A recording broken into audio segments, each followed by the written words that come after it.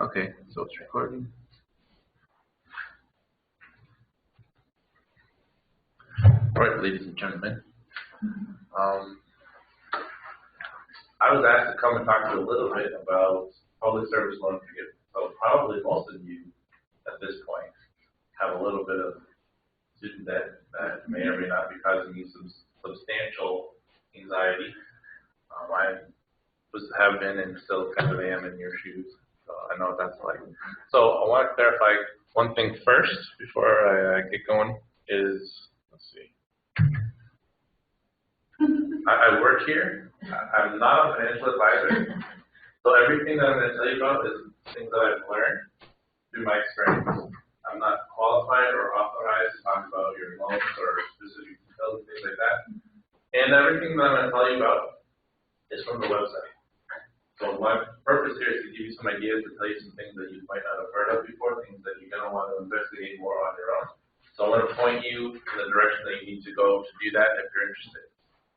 And you can contact me with questions. I'll give you my contact after. But know that, again, this is not my thing. I'm not trained or authorized or speak with any kind of special knowledge other than experience. Not that that's nothing, but so just keep that in mind. So what I'm going to talk about today is first I want to give you some recommendations, or a recommendation, something that I learned from my own going through this that I wish someone had told me. So we're going to go over that. I'm going to talk about some options that you have. I'm going to talk about the details about the loan forgiveness, the limitations of that, and what exactly that means. So debt, I'm not going to ask for hands of who has the most debt, but I'm guessing, yeah, all right. But yeah, debt can be substantial, and the different ways to approach that. My approach was to avoid talking about it. I wanted to pretend that it didn't exist. I would not recommend that attitude at all. It's good that you're here. It's good that you're willing to take part in conversations about how to kind of be more proactive about what you're going to do with your debt.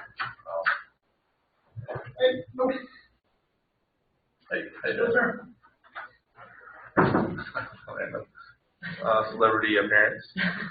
I want to point your attention to this website.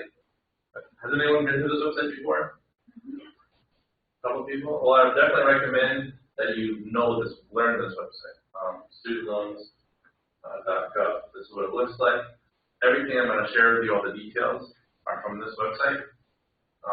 You're going to get all your repayment options. There's lots of different repayment schedules. Not really going to talk about that too much because we're going to focus on the forgiveness options. But all those details are here too. So if you're not familiar with this website, get familiar with it. You're going to save yourself a lot of anxiety. So my number one recommendation, again, something that I did not do because I was more avoidant, is find out who's servicing your loans. It might be Sally Mae, it might be Great Lakes or Navient is the new one, or whoever's servicing your loans. Find out who it is and call them.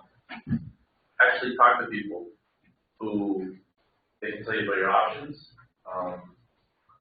give you some advice, answer any questions that you have. Again, my overall point is don't be avoiding of talking to these people. If you talk to them, get comfortable with the idea that you can't talk to them. It can make the whole process a little less scary for you. So getting comfortable with actually talking to them is highly recommended. So I want to talk specifically about forgiveness a little bit. Again, this is just a picture of the website. But the truth is, you can get a substantial amount of your loans just erased, forgiven, just gone. It's a real thing. It's not just a legend. It's called the Public Service Loan Forgiveness, or PSLF program. Has anyone heard of this before? A couple hands. So I'm going to go over how do you qualify for this, because there's several steps that you need to have in place to qualify for this. But it's a new program that started, I forget when it started, 2007, I think. But, okay, so let's talk about what it means, how do you qualify, how do you make this happen. So here's the basic gist of it. One, your loan balance, again, can be forgiven. There's no upward limit that they've set, meaning that there's no max amount that you can forgive. Qualifications, if you make 120 payments that are on time and scheduled. I'll talk more about what that means. Your loans have to qualify, so this isn't for any kind of loan. They're only for qualifying loans. So we'll talk about that. And then 3, you have to be full-time employee of public service, in public service when you make these 120 payments. So let's unpack a little bit about what each of these 3 criteria mean. So first, 120 payments. So if you make a monthly payment for 10 years, that's how you get your 120 payments. On time means within 15 days of the deadline. What does this mean? It means that if this month I make my payment, next month I'm late on my payment, it does not count towards the 120 days, 120 payments. So you essentially extend your deadline every time you do not make an on-time payment. So they're trying to motivate you to actually pay your bills on time, which is good, I guess. Now the payments have to be in full, at least full up to the minimum. If you make a half payment, it does not count towards the 120 payments. So you have to pay in full, at least the minimum. And then finally, the payment has to be part of your schedule. So there's different repayment schedules. Like you can do an income-based repayment schedule, which means they look at how much your income is and come up with a monthly payment based on what they think you can afford. That's a schedule. If you're in school, just making payments towards your bill that are not part of any schedule, but you're just trying to get your bill down, those do not count towards this 120 payments. So you have to be on a schedule. Again, contacting your service provider, talking about schedule options, and picking one means that those payments will begin counting towards this 120 payments. Okay, any questions so far? Yeah. Do you have to tell them that that's what you want to do, or once you start they're counting it? I'll tell you, I'm going to explain a little bit later how to keep track of this. But no, you don't have to tell them what you want to do. I mean, you can. And they can maybe help you answer some questions and make it easier for you. But you don't have to do that. All right, so schedule, on-time, full payments. Questions about this? Okay. So what type of loans? So not all types of loans qualify. In fact, only one type of loan does qualify, which is the direct loans. If you're like me, I have a whole bunch of different loan types, and not many of them are direct loans. However, they have a direct loan consolidation that you can do, which means all your different loan types, be they from like Stafford loans or all those different kind of loans, you can condense them all into direct. So you have like one direct loan instead of several different random kind of loans. Once you do this new consolidated direct loan can apply. So any payments that you make on this new consolidated loan can be forgiven. All right. If you do that, though, any payments made before the consolidation happens do not count towards the 120. If you're not sure what type of loans you have, you probably have a whole bunch of different kind of loans. So like me, that's what you deal with. Go to this website, studentneeds.ed.gov, plug in your account information, and you get a whole list of all your loans, including who's servicing them and what type of loans they are. Again, if you don't see direct, you see all these other different kinds. You can still consolidate them and turn them into direct loans. This might impact your interest rates. But again, that's going to depend on the loan details. But the point is, you can get all your loans forgiven. You're going to have to turn them into direct loans. But there is a mechanism for you to do that. But you have to be proactive because they will not do it for you. So the key here is direct consolidation. If you go to the website, there's a link for how to do all of this kind of thing. But just hold on to the details of something direct consolidation. Finally, the third one, public service. This is the key. Any government or private organization with an IRS designation of a 501c3, that means they're not for profit. Hint, if you're interested. The School of Public Health here is actually a 501c3. So if you work here and you're making payments on your loans, it's counting towards your 120 payments. The type of employment within the organization does not matter. So if you work for this organization and you're a teacher or a janitor or a librarian, doesn't matter. As long as you work there. You have to be full-time, which according to the legal definition on the website is about 30 hours average per year. 30 hours per week average over the year. Yes? Is that, so that's their definition of it? So you don't have to go like by the organization's definition? Of hours? Yeah. That's their definition. Okay, good. Yeah. Some places don't have to do full-time unless you're 38. Yeah, that's theirs. So you have to demonstrate that. And then finally, you can have 2 part-time jobs for different organizations that are both 501c3s. As long as combined you're making over 30 hours, then that can count. So SPH is the 501c3 It is. Is the rest of the university? I don't believe, I can't speak for the rest of the university. It's I don't believe it is. The whole university is? I believe so. I know our school is, I don't know about the rest of it. I can't confirm or deny that. I'm pretty sure based on the grant we used to do, but we should double check. I would think it's all in our process. Okay. Could be. Something to look into wherever you apply for jobs. Because that, again, that could be a huge bonus. I had another point on my head that I wanted to make. Sorry, that's my fault too. Yeah. I had lots of before you. Okay, any questions about this? So public service can be lots of different things. Working at schools. There's another type of loan forgiveness, which is just for if you want to get into education, to working in elementary schools.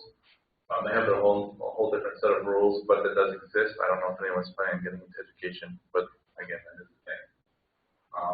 Most of us are probably getting into some kind of public service, which is why we want to focus on this. But yeah, so advantages of public service. So progress tracking. You asked about how do we kind of track our progress. They've created a form recently, became available in December. It's called the Employment Certification for Public Service Loan Forgiveness form. It's available on the website. There's a link there.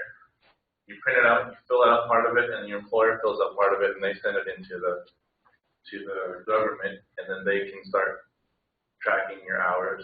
You don't, it's not required. It's a tool to help you track your hours.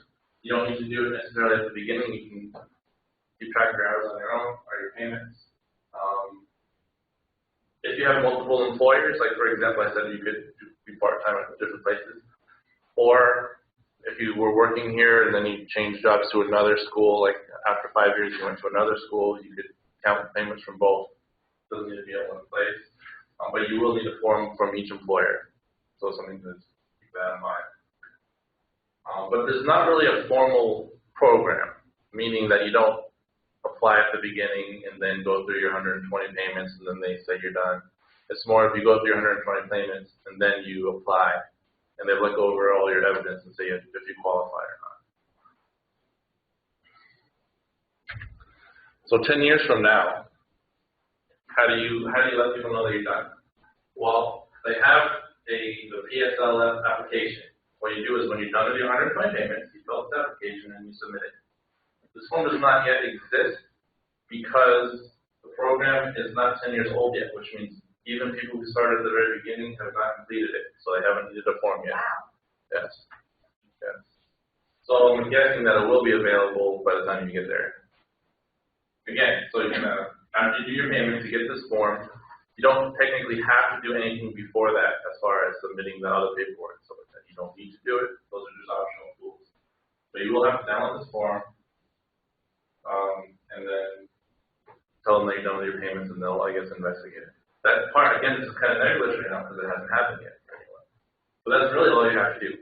And then at that point, if they decide that they accept your application, whatever balance you have left on your loans in 10 years is gone. So if you're in a 30-year payment flow program, that means you have 20 years left that's going to be forgiven. This could be quite impressive. Did I see your hand? Yes, but that's for any type of loan. It's for the direct loans. Only direct loans. Direct loans, or if you consolidate your other types of loans into direct loans. Oh, okay. So it can be any type of loan you change it into a But you direct have to pay them on time. loan. Pay them on time. If you pay it late, then it does not count as one of your 105 payments. So they just add an extra month. So you made 120 on that. So it could take, if you do on-time payments every other month, it's going to take you 20 years instead of 10 years. So do you recommend doing this route or rushing to get it all paid off? You know, that's where you're getting out of my area because I'm not a financial advisor or anything like that. So if you just look at costs, that's tough to say. You pay it all off now versus getting forgiven 2/3 of it. That's getting forgiven a lot, but then you have interest. So I can't That's give a you advice personal on that. decision. That's a personal decision. I would say talk to a financial advisor. Okay.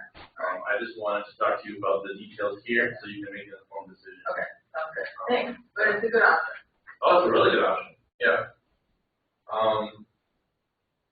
At the risk of being a downer, there's been recent government movement to maybe get rid of this. Hopefully they don't. Yeah, I was gonna ask you, like, what's the climate? There's no guarantee. The government does not guarantee you anything, which means if you start this, they do not promise that they will honor that. For example, if the ruling party decides to get rid of it in 5 years and you've made half your payments, they don't owe you anything. Gee, what price would this be? Who's to say? But the point is, yes, this is not promised you. So one of the, like your question about should you just rush and pay it? If you don't rush because you're counting on this working, there's no promise that this will work. So it's kind of, you have to make it. You don't know if it's gonna be there. Right. At the very least, you're still employed, and at least you have somewhat of a chance of it getting together, right? You have a chance. Could there be another option? Like, There is another option that's not part of the public services, just for any loan type. Now, I'm not 100% clear on the details, but I do believe that if you make your payments, again, the same payment kind of criteria, but if you make your payments for 20 to 25 years, whatever is left. But if you're on a 30-year payment program, that's still 5 years of payments being forgiven. And for those of us with a lot of debt, that could be substantial. And I know 25 years seems like a long time. But some of us got a lot of debt too, so. But yeah, that's not dependent on any kind of public service. That's just making your loan payments, and they'll just be forgiven after a certain amount of time.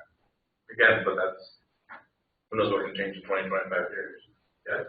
This is only a federal student, not private student. Right. You said that you can get any loan. You can do the consolidation. You can get a lot of loans into the direct.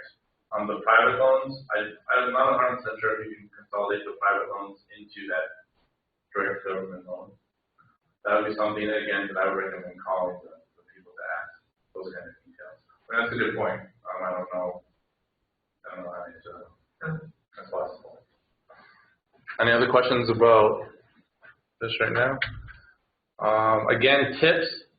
Very much, I would recommend you familiarize yourself with the website. There's a lot more details than I told you. I mean, I gave you the general gist, but to nail down any questions you might have, get familiar with this website. There's a lot of recommendations, guides, options, things that might be pertinent to you and your exact situation. And then finally, I want to leave you with my thought of don't avoid talking to these people. Call your service providers. They will walk you through this conversation we just had, what options are best for you, what payment schedules, what repayment schedules are best for you.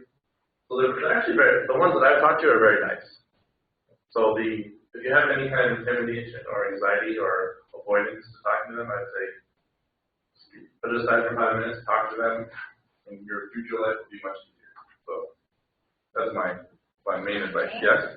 This might be, I don't know if this question is relevant, but let's say you're in a doctorate program, but you are working for a 501c3 for the required amount of time, like the 30 years.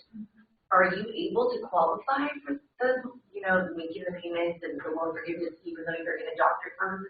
So if you're in school, Yeah. still collecting loans, Yes.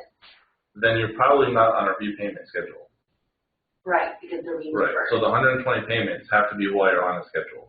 So Okay. you can pay while you're in school Mhm. and keep your overall down, but that will not count towards your 120. Got it. I want to leave you with my contact information. If you have any questions or you want to talk about fun things, not politics.